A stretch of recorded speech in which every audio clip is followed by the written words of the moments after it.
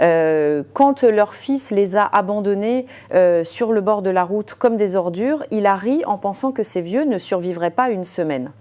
Mais ce qu'il ne savait pas, c'est que derrière ces vêtements usés se cachait un secret qui allait tout changer et que la vengeance était sur le point d'arriver. Le soleil brûlait l'asphalte de cette route, déserte près de Tours. Louis, 75 ans, était assis sur le bas-côté, à côté de sa femme Rose. Son regard était perdu à l'horizon, là où la poussière dorée se confondait avec le ciel. À côté d'eux, une valise marron usée et un sac en toile contenant leurs quelques vêtements. Rose s'essuya les yeux avec le foulard rose qui couvrait ses cheveux gris. Les rides profondes de son visage racontaient une vie de sacrifice, de travail, d'amour, mais à cet instant, elle racontait surtout la douleur. « Comment a-t-il pu ?» murmura Rose, la voix brisée. Louis lui prit la main, ses doigts tremblaient, mais sa poigne était encore forte. « Ne pleure plus, ma chérie. » Mais tous deux connaissaient la vérité. Leur fils, Julien, venait de les abandonner. Comme on abandonne un vieux meuble, il les avait fait monter en voiture ce matin-là sous un prétexte, puis les avait laissés là, au milieu de nulle part. La scène était encore fraîche dans l'esprit de Louis, Julien au volant de sa berline élégante, couleur argentée, siège en cuir.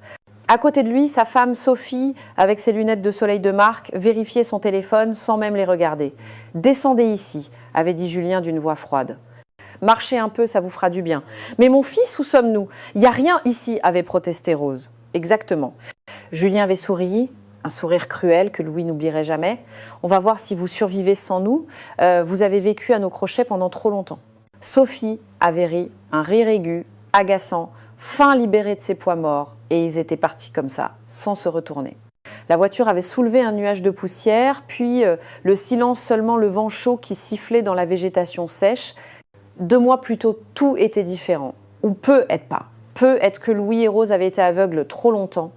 Quand Rose était tombée malade et ne pouvait plus travailler comme femme de ménage, Julien les avait accueillis chez lui, mais accueillir était un mot bien trop aimable pour décrire ce qui s'était passé. Il les avait installés au sous-sol, une pièce humide avec un vieux matelas posé sur le sol. « C'est temporaire », avait dit Julien, mais les mois passaient et rien ne changeait. Il mangeait les restes, ce que Julien et Sophie laissaient dans leurs assiettes. Rose pleurait en silence chaque soir, mais Louis lui disait toujours « C'est notre fils, il traverse une mauvaise passe, tu verras, ça ira mieux. » Mais ça n'allait jamais mieux. Les humiliations étaient quotidiennes. Sophie se plaignait sans cesse, vous mangez trop, l'eau coûte cher, l'électricité coûte cher, tout coûte cher. Julien les regardait avec mépris. Vous êtes inutiles, vous n'avez rien, aucune valeur, juste des bouches à nourrir. Louis serrait les poings en silence. Rose baissait la tête, il se sentait petit, invisible, comme de la poussière sous leurs pieds. Ce matin-là, Julien avait réveillé Louis à 5 heures. « Levez-vous, prenez vos affaires, vous partez. » « Où allons-nous » avait demandé Louis. « Ce n'est pas mon problème. » Et les voilà 75 et 73 ans, abandonnés comme des chiens errants sur une route déserte près de Tours. Rose regarda Louis les yeux pleins de larmes. « Qu'est-ce qu'on fait maintenant ?» Louis s'éleva lentement. Ses genoux lui faisaient mal, mais il redressa le dos. Il prit la valise d'une main et aida Rose à se relever de l'autre. « On marche » dit-il d'une voix ferme. « Où ?» Droit devant, toujours droit devant. Rose vit quelque chose dans les yeux de son mari, quelque chose qu'elle n'avait pas vu depuis des années, de la détermination, de la force et autre chose, un secret. « Louis, qu'est-ce que tu ne me dis pas ?» Il sourit. Un sourire fatigué, mais plein de mystère. « Marchons, Rose. » Julien pense nous avoir détruits, mais il se trompe. Il se trompe lourdement. Et c'est ainsi qu'ils commencèrent à marcher sous le soleil de plomb, le long de cette route qui semblait ne jamais finir. 2 personnes âgées avec une valise et un sac, mais au fond du cœur de Louis brûlait quelque chose que Julien n'aurait jamais imaginé, un secret qui allait tout changer. Le soleil se couchait quand Louise et Rose virent enfin quelque chose à l'horizon. Une petite église abandonnée, aux murs délavés et au toit à moitié effondré. Ce n'était pas grand-chose, mais c'était un abri. « Dieu merci », murmura Rose, épuisée. Ils avaient marché pendant des heures, ses pieds lui faisaient terriblement mal, ses vieilles chaussures lui avaient blessé les talons. Louis poussa la porte en bois. Elle grinça bruyamment, mais s'ouvrit. À l'intérieur, il y avait de la poussière partout, des bancs cassés et des pigeons qui s'envolaient, effrayés, mais il y avait un coin sec, à l'abri du vent. « Nous passerons la nuit ici », dit Louis en aidant Rose à s'asseoir. Ils ouvrirent le sac en toile. À l'intérieur, il y avait 2 couvertures fines, quelques vêtements et un morceau de pain sec que Rose avait caché ce matin-là. Ils le partagèrent en silence. La nuit tomba rapidement. À travers les trous du toit, on voyait les étoiles. Rose tremblait, et pas seulement de froid. 48 ans, dit-elle soudain, la voix brisée par l'émotion. 48 ans ensemble, Louis. Nous avons élevé Julien avec tant d'amour. Nous lui avons donné tout ce que nous pouvions. Et lui, il nous a jetés comme des ordures. Les larmes coulaient sur son visage ridé. Louis la serra fort dans ses bras. « Je sais, ma chérie, je sais. Où nous sommes-nous trompés? Qu'avons-nous fait de mal, Louis secoua la tête. Rien, nous n'avons rien fait de mal. Le problème, ce n'est pas nous. » Rose pleura sur la poitrine de son mari. Des années de douleur sortaient d'un coup. « Je n'ai plus rien, Louis. Pas de maison, pas de fils, rien. »« Si, dit Louis doucement. Tu m'as, moi, toujours. » Ils restèrent en silence un moment, seulement le vent qui soufflait dans les fissures de l'église. Puis Rose demanda « Et maintenant, qu'est-ce qu'on fait ? Nous n'avons pas d'argent nulle part où aller, nous sommes trop vieux pour travailler. Comment allons-nous survivre ?» Louis regarda sa femme dans les yeux. Il y avait quelque chose dans son regard, quelque chose de différent. « Rose, je dois te dire quelque chose. »« Quoi ?» Julien pense nous avoir laissés sans rien. Il pense que nous sommes de vieux inutiles sans un sou. Ce n'est pas vrai. Rose le regarda, confuse. Louis sortit de la poche intérieure de son manteau une vieille feuille de papier pliée de nombreuses fois. Elle semblait ancienne, jaunie. « Ça, dit Louis d'une voix calme, c'est quelque chose que Julien ne sait pas, que personne ne sait. » Rose regarda le papier sans comprendre. « Qu'est-ce que c'est ?»« Je ne peux pas tout expliquer maintenant, mais fais-moi confiance. Nous ne sommes pas finis, pas encore. Louis, tu me fais peur. De quoi parles-tu » Il remit soigneusement le papier dans sa poche. « Demain, nous devons nous rendre à un endroit important. J'ai attendu toutes ces années pour une raison. » Quelle raison? Louis soupira profondément. Je voulais voir si Julien nous aimait vraiment, s'il nous respectait, si notre amour de parents signifiait quelque chose pour lui, même sans le reste. Rose le regarda, les yeux grands ouverts. « Même sans quoi, Louis? Demain, tu comprendras, je te le promets. Mais Louis ?» Il l'interrompit doucement. « Tu m'as aimé pendant 48 ans sans rien me demander. Fais-moi encore confiance pour un jour de plus. Juste un. » Rose vit la détermination dans les yeux de son mari, cet homme qui avait travaillé toute sa vie en silence, qui ne s'était jamais plaint, qui avait supporté les humiliations de Julien sans jamais dire un mot. « D'accord, murmura-t-elle finalement. Je te fais confiance, toujours. » Louis l'embrassa sur le front. « Dors maintenant, demain sera une longue journée. » Mais Rose ne parvenait pas à dormir, elle regardait son mari dans le noir. Il tenait sa main sur la poche où il avait mis ce papier mystérieux. Que cachait Louis? Pourquoi ce sourire étrange quand Julien les avait abandonnés? Que signifiait ce vieux papier? Les questions tournaient dans sa tête, mais il y avait aussi autre chose, une petite étincelle d'espoir. Après des années d'humiliation, après avoir été traités comme des moins que rien, peut être que tout n'était pas fini. Peut être que Louis avait raison. Peut être que Julien s'était trompé. Dans l'église abandonnée, sous les étoiles qui brillaient à travers le toit brisé, Louis et Rose s'endormirent enlacés, 2 personnes âgées seules au monde, mais avec un secret qui allait tout changer. Le soleil du matin était déjà chaud quand Louis et Rose reprirent leur marche. La route semblait infinie et chaque pas était plus difficile que le précédent. Rose s'arrêta, s'appuyant sur la valise. « Louis, je n'en peux plus. J'ai trop chaud, j'ai soif. » Louis regarda la route vide. Aucune voiture, aucune maison, seulement la chaleur qui ondulait sur l'asphalte. « Encore un petit effort, ma chérie, tu verras. » Le bruit d'un moteur interrompit ses paroles. Une voiture approchait au loin. Louis fit signe de la main, mais sans grand espoir. Qui s'arrête pour 2 vieillards au milieu de nulle part. La voiture ralentit. C'était une berline élégante, d'un bleu foncé. Elle s'arrêta juste devant eux. La vitre se baissa. Une femme d'environ 35 ans les regarda. Cheveux bruns relevés en un chignon parfait, tailleur beige, lunettes de soleil coûteuses. Elle avait l'air de quelqu'un qui a réussi, de quelqu'un de pressé. « Bonjour », dit la femme en retirant ses lunettes. Elle avait des yeux marrons, doux mais curieux. « Tout va bien? Vous avez besoin d'aide ?» Rose allait répondre, mais Louis la devança. « Tout va bien, merci. Nous marchons, c'est tout. » La femme regarda la vieille valise, leurs vêtements pauvres, le visage fatigué de Rose. « Marcher?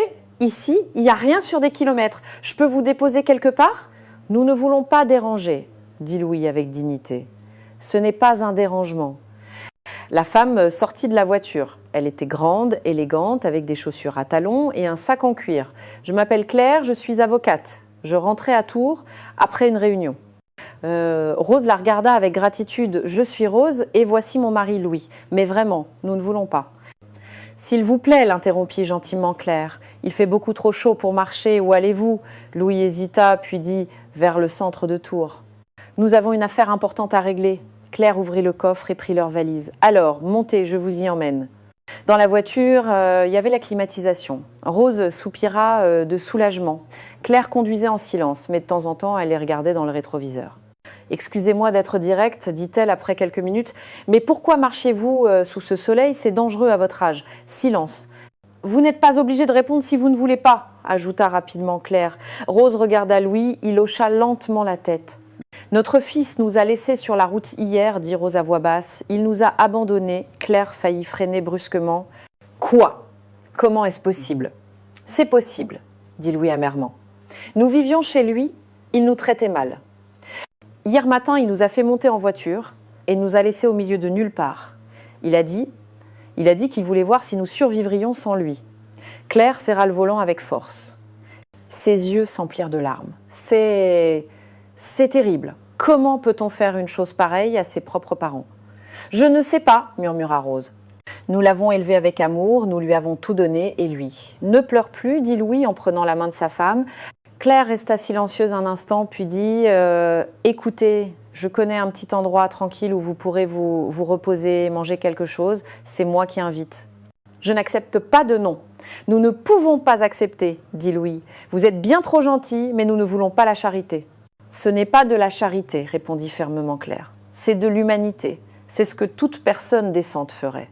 Elle emmena Louis et Rose dans une petite auberge en bord de route, rien de luxueux, mais propre et accueillant. Elle commanda un plat du jour, de l'eau, du pain.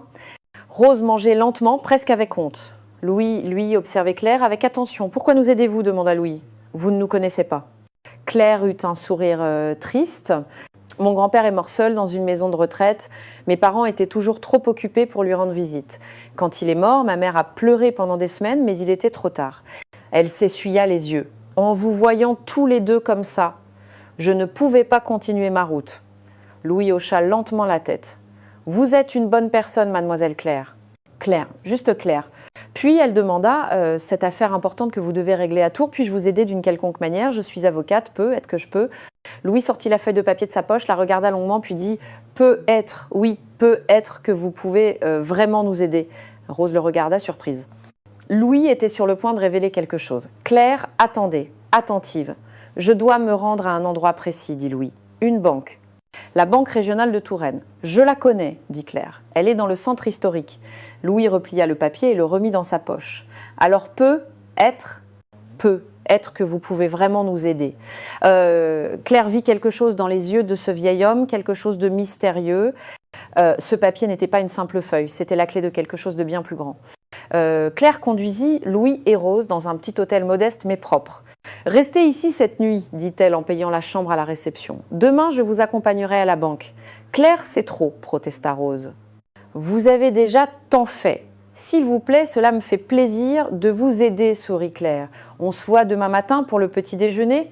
Louis hocha la tête. « Merci, nous n'oublierons jamais votre gentillesse. » Quand Claire fut partie, Louis et Rose montèrent dans leur chambre. Elle était simple, mais accueillante. Un vrai lit, des draps propres, une salle de bain qui fonctionnait. Rose s'assit sur le lit et éclata en sanglots. « Pourquoi pleures-tu » demanda Louis en s'asseyant à côté d'elle.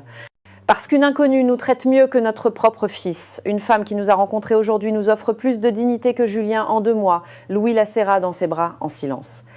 Elle avait raison, chaque mot était vrai. Ce soir-là, ils dînèrent dans la petite salle à manger de l'hôtel. Soupe chaude, pain frais et eau. Cela ressemblait à un festin après des jours de privation. « Louis, dit Rose pendant qu'il mangeait, tu dois me dire la vérité. Qu'y a-t-il dans cette banque? Que cache ce papier ?»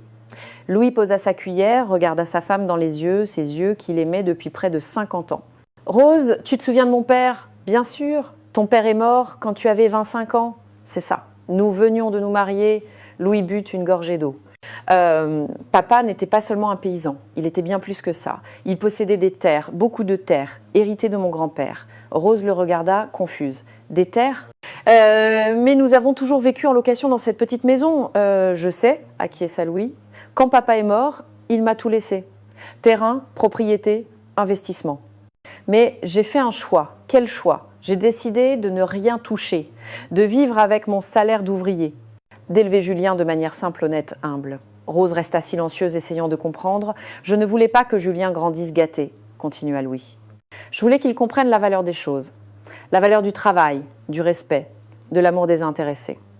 Mais Louis, pourquoi ne m'as-tu jamais rien dit ? Parce que je voulais te protéger aussi de cette tentation. Je voulais que notre vie soit vraie, authentique. Rose secoua la tête, encore incrédule. Et Julien ne sait rien, rien.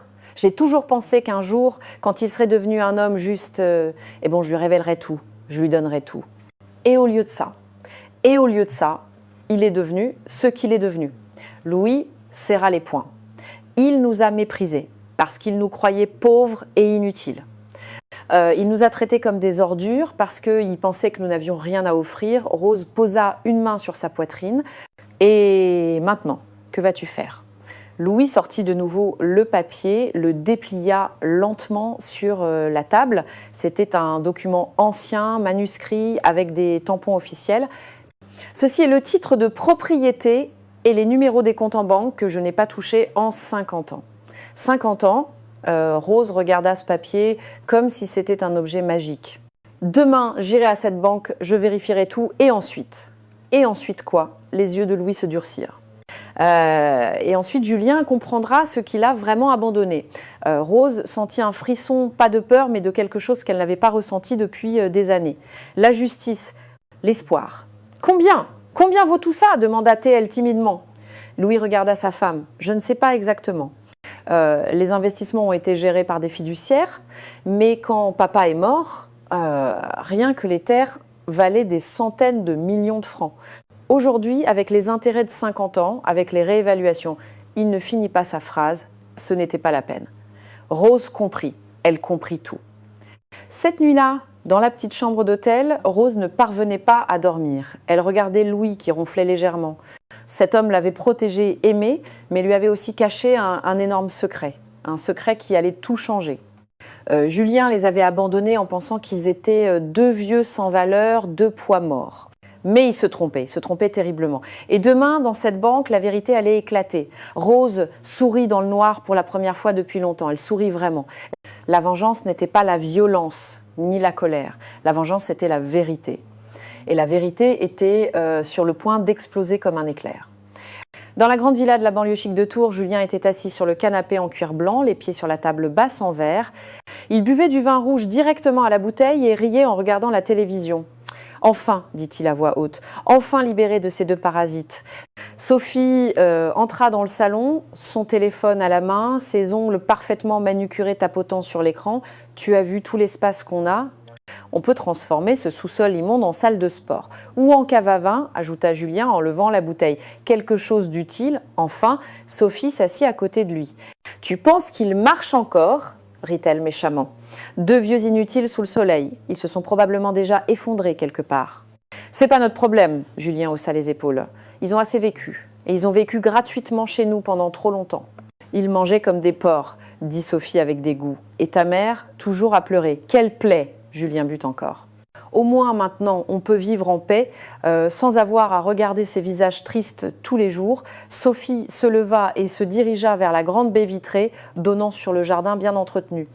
Tu as pensé à cette vieille maison dans le centre historique, celle où tes parents vivaient avant, cette bicoque ? Oui, elle est très bien située, on pourrait la vendre et se faire un joli pactole.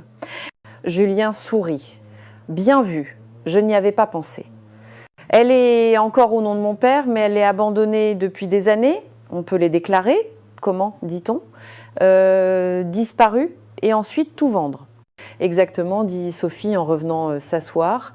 Et puis, il y a la retraite. L'argent continue d'arriver chaque mois sur le compte. Tu as toujours la carte, n'est-ce pas ? Julien sortit son portefeuille. À l'intérieur, il y avait une vieille carte bancaire, bien sûr. Papa me l'avait donnée quand ils sont venus ici. Pour les urgences, disait-il, Ilrit, je m'en sers pour faire le plein. Bravo, c'est bien le minimum après tout ce qu'ils nous ont fait endurer. Le téléphone de Julien sonna, numéro inconnu. Allô, bonsoir, monsieur Julien Fournier, je suis maître Renaud, du cabinet d'avocat Martin Associés. Julien se redressa. Oui, c'est moi. Que voulez-vous? Cela concerne vos parents, Louis et Rose Fournier. Je dois vous parler d'urgence de certaines questions juridiques importantes. Julien rit. Mes parents? Je n'ai rien à discuter. S'ils ont des dettes, ce ne sont pas mes affaires. Il ne s'agit pas de dettes, monsieur. Il s'agit de propriétés et de documents qui requièrent votre attention immédiate. Des propriétés. Quelles propriétés? Ces deux-là ne possèdent même pas les chaussures qu'ils ont aux pieds. Silence de l'autre côté. Puis l'avocat dit d'une voix froide, « Monsieur, je vous invite à passer à mon cabinet demain matin. Il y a des documents que vous devez signer concernant certaines terres familiales, des terres… » Julien se leva, intéressé. « Quelles terres ?»« Demain, monsieur. Bonsoir. » L'avocat raccrocha. Sophie le regarda, curieuse. Qu'est-ce qu'il voulait? Je ne sais pas. Il parlait de propriété et de terre, mais c'est impossible. Mon père était un simple ouvrier, ma mère faisait des ménages. Peut être un héritage du grand-père, dit Sophie, les yeux brillants. Peut être un terrain oublié qui vaut quelque chose. Julien sourit. S'il y a quelque chose, c'est à moi de droit. Je suis le fils unique. Et ils ne sont plus là pour réclamer quoi que ce soit. Exactement. Sophie lui remplit son verre de vin. Trinquons à notre liberté et à notre fortune. Ils trinquèrent en riant. Mais Julien ne savait pas qu'au même moment, à quelques kilomètres de là, dans une petite chambre d'hôtel, son père tenait en main des documents qui allaient détruire toutes ses certitudes. Il ne savait pas que ces vieux inutiles qu'il avait abandonnés dans la poussière cachaient un secret qui allait tout changer. Il ne savait pas que sa cruauté, son avidité, son manque de cœur étaient sur le point de se retourner contre lui comme un boomerang. Julien but encore, convaincu d'avoir gagné. Mais la vérité était sur le point de l'écraser et elle n'aurait aucune pitié. Car la vie a une drôle de façon d'enseigner des leçons. Et les leçons les plus dures sont celles qui arrivent quand on se croit en sécurité, quand on pense avoir gagné, quand on pense que les autres ne comptent pour rien. Julien allait l'apprendre bientôt. Très bientôt. Le lendemain matin, Claire arriva tôt à l'hôtel. Elle trouva Louis et Rose déjà prêts, assis dans la petite salle du petit déjeuner. « Bonjour » dit Claire en souriant. « Vous avez bien dormi ?» « Comme nous n'avions pas dormi depuis des mois » répondit Rose avec gratitude. « Merci encore pour tout. » Après le petit déjeuner, ils montèrent en voiture. Claire conduisait vers le centre historique de Tours. Louis regardait par la fenêtre en silence, les mains jointes sur ses genoux. « Louis » dit Claire après quelques minutes, « puis-je vous demander quelque chose ?»« Bien sûr. » Cette banque. Est-elle si importante? Louis hocha lentement la tête. C'est l'endroit où mon père a déposé tout ce qu'il possédait il y a 50 ans. Je n'y suis jamais entré. Je n'en ai jamais eu besoin. Claire le regarda dans le rétroviseur. Vous n'en avez jamais eu besoin? Non, dit simplement Louis. J'ai toujours travaillé de mes mains. Je gagnais assez pour vivre dignement. Rose et moi avions peu, mais c'était à nous. C'était propre, c'était honnête. Rose prit la main de son mari. Nous avons toujours vécu dans une petite maison, 2 pièces, une salle de bain, une cuisine, mais c'était notre foyer. Et Julien? Demanda Claire. Il ne savait rien de cet héritage? Rien, confirma Louis. Je voulais qu'il grandisse normalement, humblement, qu'il comprenne la valeur du travail, du respect, de la famille. Et au lieu de ça, Claire ne finit pas sa phrase. Et au lieu de ça, j'ai échoué, dit Louis, d'une voix amère. J'ai élevé un fils qui nous considère comme des ordures, qui nous a jetés comme on jette un meuble cassé. Silence dans la voiture.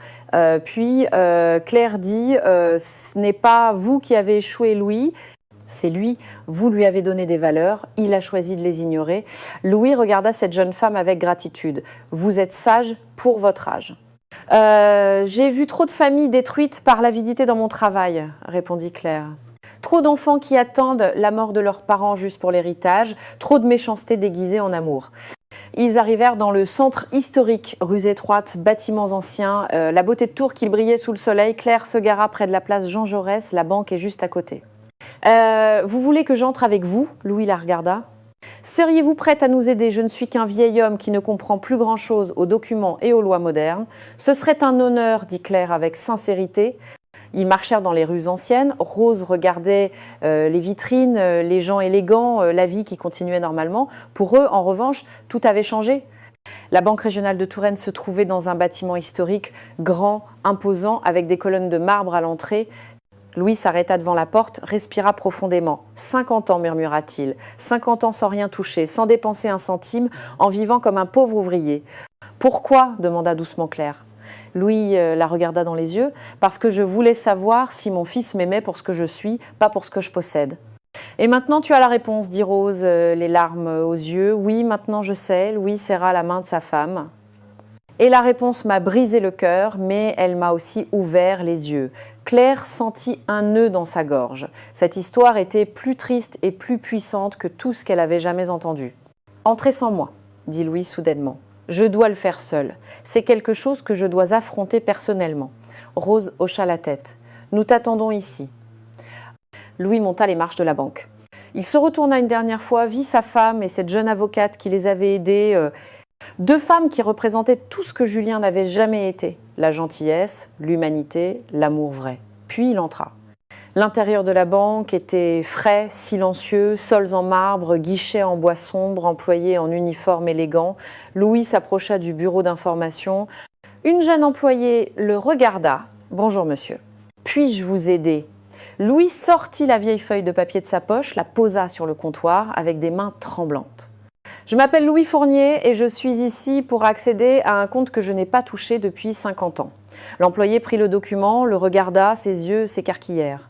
Un instant, monsieur, je dois appeler le directeur immédiatement. » Louis hocha la tête, le cœur battant à tout rompre. Le moment de vérité était arrivé. Louis attendait debout, les mains dans le dos. Chaque seconde semblait une éternité. D'autres clients le regardaient furtivement. Un vieil homme aux vêtements pauvres déplacé dans cette banque élégante. Après quelques minutes, un homme d'une 50aine d'années sortit d'un bureau. Cheveux grisonnants, costume bleu marine, lunettes fines. Il avait l'expression de quelqu'un qui a vu quelque chose d'incroyable. « Monsieur Fournier ?» demanda-t-il en s'approchant rapidement. « Monsieur Louis Fournier ? Oui, c'est moi. » L'homme lui tendit la main avec respect. « Je suis monsieur Dubois, le directeur de cette agence. » « Suivez-moi dans mon bureau, s'il vous plaît. » Louis le suivit à travers un couloir silencieux.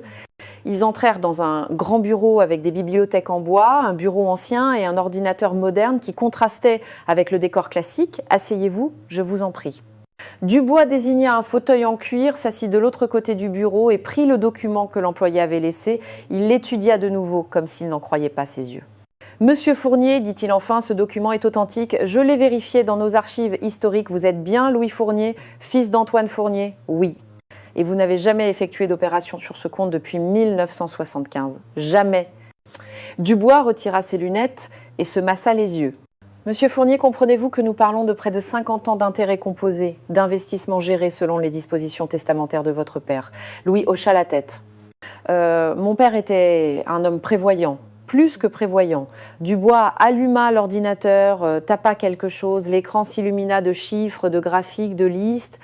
Votre père avait investi dans des terres agricoles qui sont aujourd'hui devenues des zones résidentielles. Il avait des actions d'entreprise qui ont connu une croissance énorme. Il avait des obligations d'État qui ont accumulé des décennies d'intérêts. Louis écoutait en silence. « Je dois vous poser quelques questions de sécurité », continua Dubois. « Le nom de votre mère ?» Marguerite Rousseau. La date de naissance de votre père, 15 mars 1922. Dernière question. Le nom de la propriété principale que votre père possédait. Louis eut un sourire amer. La Villa Thérèse du nom de ma grand-mère. Dubois hocha la tête, satisfait. Tout est correct. Alors nous pouvons procéder. Il se leva. Veuillez me suivre. Nous devons accéder au coffre-fort. Ils descendirent des escaliers en marbre menant à la salle des coffres. Porte blindée, néon, silence absolu.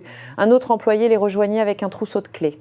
Ils arrivèrent devant un mur de coffres métalliques numérotés. Dubois vérifia le document. Numéro 347, dit-il. L'employé inséra une clé. Dubois inséra un code. Le coffre s'ouvrit avec un clic métallique. À l'intérieur, il y avait une boîte en métal couverte de poussière. Louis la prit avec des mains tremblantes. Elle était lourde. Il la posa sur une table dans un salon privé. Dubois sortit discrètement, le laissant seul. Louis ouvrit la boîte lentement. À l'intérieur, il y avait des documents jaunis par le temps, titres de propriété, certificats d'action, anciens livrets de banque et une enveloppe scellée à la cire rouge. Louis prit l'enveloppe. Dessus, écrit à la main à l'encre noire « Pour mon fils Louis quand il sera prêt ». Ses mains tremblaient en brisant le sceau. À l'intérieur, il y avait une lettre écrite de la main de son père. « Mon fils », lisait Louis en silence, « si tu lis ceci, c'est que tu as attendu. C'est que tu as compris la valeur des vraies choses. Pas l'argent, mais l'honnêteté. Pas la richesse, mais le respect. Pas la possession, mais l'amour. Je te laisse tout, mais j'espère que tu utiliseras cette fortune avec sagesse pour protéger ceux que tu aimes, pour aider ceux qui en ont besoin, pour vivre avec dignité. Ton père, Antoine. » Louis plia la lettre et la remit dans l'enveloppe. Ses yeux le brûlaient, mais il ne pleura pas. Il regarda tous ces documents, cette vie qu'il avait choisi d'ignorer pendant 50 ans. Dubois frappa et entra. « Monsieur Fournier, souhaitez-vous que je vous fasse un résumé de votre situation patrimoniale ?»« Oui, » dit Louis d'une voix ferme, « il est temps de savoir. » Dubois s'assit et ouvrit un dossier. Entre les biens immobiliers, les investissements boursiers, les comptes de dépôt et les intérêts accumulés. Il s'éclaircit la gorge. Le patrimoine total s'élève à environ 8,5 millions d'euros. Louis resta immobile. 8,5 millions. Naturellement, continua Dubois, il y a des procédures à suivre, des vérifications à faire, mais tout est en règle et légalement à vous. Louis ferma la boîte. Préparez tous les documents nécessaires, je reviendrai demain avec mon avocate, certainement monsieur. Louis sortit de la banque en marchant lentement. Dehors, Rose et Claire l'attendaient, anxieuse. Elles virent son expression calme, déterminée, changée. « Alors ?» demanda Rose, la voix tremblante. Louis regarda sa femme, puis Claire, puis il sourit. Tout est vrai. Claire emmena Louis et Rose dans un petit café tranquille. Ils s'assirent à une table dans un coin, loin des autres clients. Rose tenait les mains de Louis serrées dans les siennes, encore sous le choc. « 8,5 millions, murmura Rose. « 8,5 millions, Louis ?» Ce n'est pas l'argent qui compte, dit Louis d'une voix calme. Ce sont les choix, ce sont les personnes que nous sommes. Claire commanda 3 cafés. Quand la serveuse fut partie, elle regarda Louis avec respect. « Puis-je vous demander ce que vous allez faire maintenant ?» Louis but une gorgée de café, il était fort, amer, parfait. « Demain, je retournerai à la banque avec vous si vous acceptez de m'aider en tant que mon avocate. »« Moi ?» Claire était surprise. « Mais Louis, je ne suis que. Vous êtes la personne qui s'est arrêtée pour aider 2 vieux inconnus abandonnés sur la route. Vous êtes la personne qui a montré plus d'humanité en 2 jours que Julien n'en a montré dans toute sa vie. » Rose hocha la tête. « S'il te plaît, Claire, aide-nous. » « Nous ne faisons confiance à personne, mais à toi, oui. » Claire sentit ses yeux s'embuer. « Ce sera un honneur. » Louis sortit une feuille que le directeur Dubois lui avait donnée. « Une liste de propriétés, d'investissements, de comptes. Je dois faire des choses importantes et je dois les faire vite. Que veux-tu faire ?» demanda Claire. Louis regarda sa femme. Rose hocha la tête. Elle savait ce qu'il allait dire. « Je veux changer mon testament, Julien n'aura rien. Pas un centime. » Silence à la table. Louis, dit Claire lentement, « En es-tu sûre ? C'est une décision énorme, irréversible. C'est quand même ton fils. » Un fils qui nous a jetés comme des ordures, dit Louis d'une voix dure. Un fils qui nous a humiliés pendant des mois, qui nous a fait dormir dans un sous-sol humide, qui nous a fait manger des restes, qui riait en nous abandonnant au milieu de nulle part. Un fils qui voulait nous voir mourir, ajouta Rose avec douleur. Pas par méchanceté soudaine, mais parce qu'il ne s'est jamais soucié de nous. Parce qu'il ne voyait que 2 vieux pauvres et inutiles. Un fardeau. Louis continua. Si j'avais tout révélé quand Julien était jeune, il aurait grandi gâté. Si je lui avais tout donné quand il était adulte, il aurait tout gaspillé sans en comprendre la valeur. Et maintenant que je sais qui il est vraiment, je ne peux pas récompenser sa cruauté. » Claire comprenait. En tant qu'avocate, elle avait vu trop de familles détruites par l'avidité. Mais celle-ci était différente. C'était de la justice. « Il y a autre chose que je veux faire, » dit Louis. « Je veux créer une fondation pour aider les personnes âgées abandonnées, pour leur donner de la dignité, un logement, des soins médicaux, parce que personne ne devrait mourir seul et oublié. Une fondation. » Claire prit le bloc-notes de son sac et commença à écrire. « Nous pouvons le faire. Il faut un acte constitutif, un conseil d'administration. »« Toi, dit Louis, tu en seras la directrice si tu acceptes. » Claire leva les yeux, incrédule. « Moi, mais... » « Louis, tu as fait des études, tu as bon cœur, tu as prouvé que tu comprends ce que signifie prendre soin des gens. Mais j'ai mon travail, mes clients. La fondation te versera un salaire juste, dit Louis, mieux que ce que tu gagnes maintenant, je t'assure, et tu feras quelque chose qui change vraiment la vie des gens. » Rose sourit à travers ses larmes. « Claire, tu es un ange tombé du ciel. Ce n'est pas un hasard si nous t'avons rencontré. » Claire s'essuya les yeux. « Je ne sais pas quoi dire, c'est trop. Dis oui, dit simplement Louis. Claire regarda ces deux personnes âgées. Il y a 2 jours, elles étaient abandonnées sur la route, désespérées, sans avenir. Et maintenant, elles projetaient d'aider des milliers d'autres personnes dans la même situation. Oui, dit Claire d'une voix ferme. Oui, je le ferai, de tout mon cœur. Louis sourit pour la première fois depuis des mois, un vrai sourire. Et Julien ? Demanda Claire. Que lui diras-tu ? Rien, répondit Louis. Julien découvrira tout le moment venu, quand il pensera avoir gagné, quand il pensera tout hériter. Ce sera un choc terrible, dit Claire. C'est ce qu'il mérite, dit Rose d'une voix froide. Une froideur née de mois d'humiliation, de larmes, de douleur. Louis prit les mains des 2 femmes. Demain, nous commençons. Demain, nous changeons tout. Demain, la justice triomphe. À l'extérieur du café, la vie de Tours continuait normalement. Des gens qui marchaient, des voitures qui passaient, des magasins ouverts. Mais pour Louis, Rose et Claire, tout avait changé. Le vieil homme abandonné sur la route n'était pas un faible à plaindre. C'était un homme avec 8 millions d'euros et un cœur brisé. C'était un père qui avait perdu un fils mais trouvé un but. C'était la preuve que la meilleure vengeance n'est pas la violence, c'est la vérité. Dans les jours qui suivirent, Claire travailla sans relâche. Documents, signatures, actes notariés, Louis signa tout d'une main ferme. Le Nouveau Testament était clair, Julien Fournier n'hériterait de rien. Chaque bien, chaque propriété, chaque investissement irait à la Fondation Espoir, créée pour aider les personnes âgées en difficulté. Claire serait la directrice à vie. C'est fait, dit Claire, 1 semaine plus tard, en fermant le dernier dossier. Tout est enregistré, légal, inattaquable. Louis hocha la tête, satisfait. Merci pour tout. Ils étaient assis dans le bureau de Claire. Rose regardait par la fenêtre pensive. Que se passe-t-il maintenant ? Demanda Rose. Maintenant, on vit, dit Louis, avec dignité, en paix. Claire sourit. J'ai trouvé un appartement parfait pour vous. Petit mais lumineux, au 3e étage d'un immeuble près du parc, avec vue sur les arbres. Nous ne voulons pas grand-chose, dit Louis. Juste un endroit tranquille pour vieillir ensemble. Vous le verrez demain. Je suis sûre qu'il vous plaira. Mais le destin avait d'autres plans. Ce soir-là, le téléphone de Louis sonna. Numéro inconnu. Allô ? Papa ? La voix de Julien, froide, en colère. Louis sentit son cœur s'accélérer. Que veux-tu ? Ce que je veux, hurlait Julien. Je veux savoir pourquoi Maître Renaud m'a dit qu'il existait des propriétés familiales dont tu ne m'as jamais parlé. Silence. Papa, réponds. J'ai le droit de savoir. Je suis ton fils. Louis respira profondément. Oui, il existe des propriétés héritées de mon père.